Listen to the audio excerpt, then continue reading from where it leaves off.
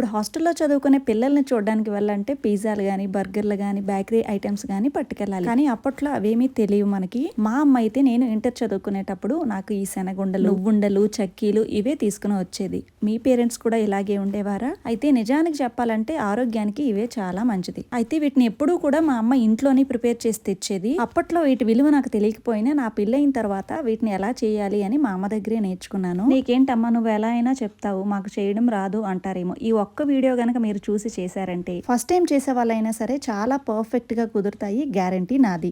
దీనికోసం మీరు చేయాల్సిందల్లా ఒకటే, మార్కెట్ నుంచి తెచ్చుకునేటప్పుడు మంచి గానుగ బెల్లం తెచ్చుకోండి. మీరు నువ్వులు పల్లీలు ఎన్నైనా తీసుకోండి, కానీ అందులో సగానికి బెల్లం వేస్తే సరిపోతుంది. బెల్లం కొంచెం అటు ఇటుగా ఎక్కువైనా సరే పర్వాలేదు, తీపి ఎక్కువగా తినే వాళ్ళకి. నేనైతే ముందుగా 1 కప్పు నువ్వుల్ని దోరగా వేయించి పక్కనుంచుకొని అదే కప్పుతో అరకప్పు పల్లీలు కూడా తీసుకుని వేయించేసి చల్లారిన తర్వాత పొట్టు తీసేసి స్ప్లిట్ చేసుకుని నువ్వుల్లో కలిపి ఉంచుకోవాలి. ఇప్పుడు ప్యాన్ లోకి 1 కప్పు వరకు బెల్లము, 1/2 కప్పు నీళ్లు వేసి బెల్లం అంతా కరిగిపోయిన తర్వాత ఇసుక ఏమైనా ఉంటే ఒకసారి వడపెట్టుకోండి. పాకం అనేది పొంగొచ్చిన తర్వాత మధ్య మధ్యలో చెక్ చేస్తూ ఉండాలి.